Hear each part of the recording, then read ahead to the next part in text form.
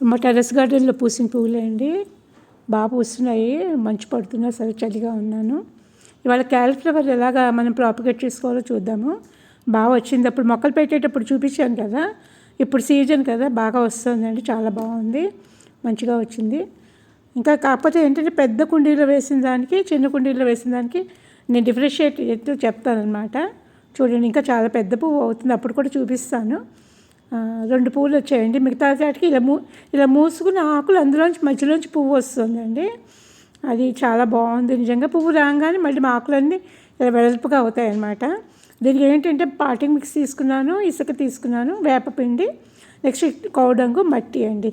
ఇవన్నమాట. అన్నీ కూడా ఏంటంటే 50% ఏమో కౌడంగు వేసాను, ఒక 30% ఏమో పాటింగ్ మిక్స్ వేసాను, ఒక 10% ఇసుక, 10% ఏమో మట్టి. ఇవ్వండి. వేపపిండి ఏమో 2 స్పూన్స్ వేసాను అనమాట.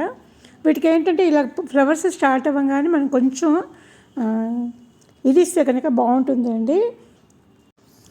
నెల రోజులకి ఒకసారి 1 స్పూన్ ఇప్సమ్ సాల్ట్ ఇస్తే సరిపోతుందండి. అప్పుడు ఫ్లవర్స్ చాలా బాగా వస్తాయి. టొమాటోస్కి అలా ఇస్తేనే పుల్లగా కాకుండా తీయగా బాగా వచ్చాయి అనమాట. దీనికి కూడా 1 స్పూన్ నేను ఇప్సమ్ సాల్ట్ ఇచ్చాను. కాకపోతే అది ఏంటంటే నెలకి 1 స్పూన్ ఇస్తే సరిపోతుంది. మళ్ళీ ఎక్కువ వేస్తే కనుక ఆకులన్నీ మళ్ళీ రాలిపోవడం అట్లాంటివంతా జరుగుతుంది అనమాట. అందులో క్యాలీఫ్లవర్ అయితే టెర్రస్ గార్డెన్లో పెంచడానికి వీలుగానే ఉంది.